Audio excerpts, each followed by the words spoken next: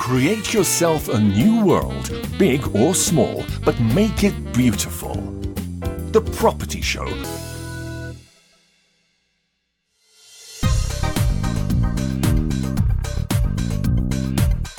Well, every time you think of constructing a house, or every time you are in a house you constructed probably a long ago, you have quite a number of issues like cracks that come up and all sorts of things. Now, on the Property Expo 2015, I interacted with a wonderful gentleman behind some incredible brand.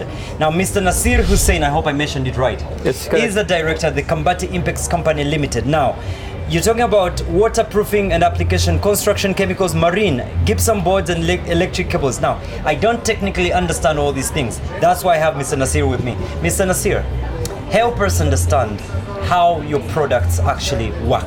Now, we are known to be experts in waterproofing. Now, what is waterproofing? Whatever the land you have, what do you exactly do of that land? You want to make a home, you want to make a building, you want to make a warehouse. For all these things, you need to do an excavation for the foundation.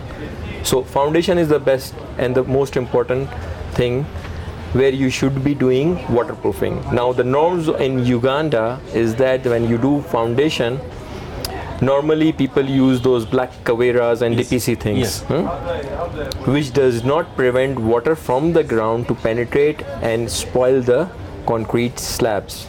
Then you have those walls which are having those plaster peeling off and color peeling off issues, which is very, very common over here.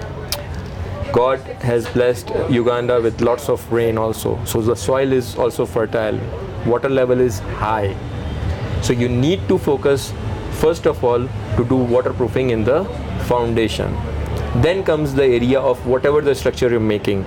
Then those walls, if you're having a washroom, right, before putting the tiles on the washroom, you should do a coat of waterproofing so that from the tile grout water does not penetrate and start damaging the concrete or the walls, so you do not have those bad patches of damp rise issues.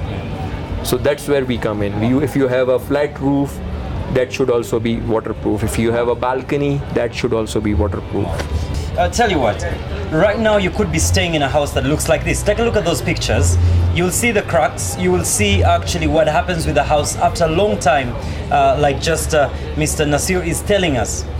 Now, Mr. Nasir, I want to ask you something.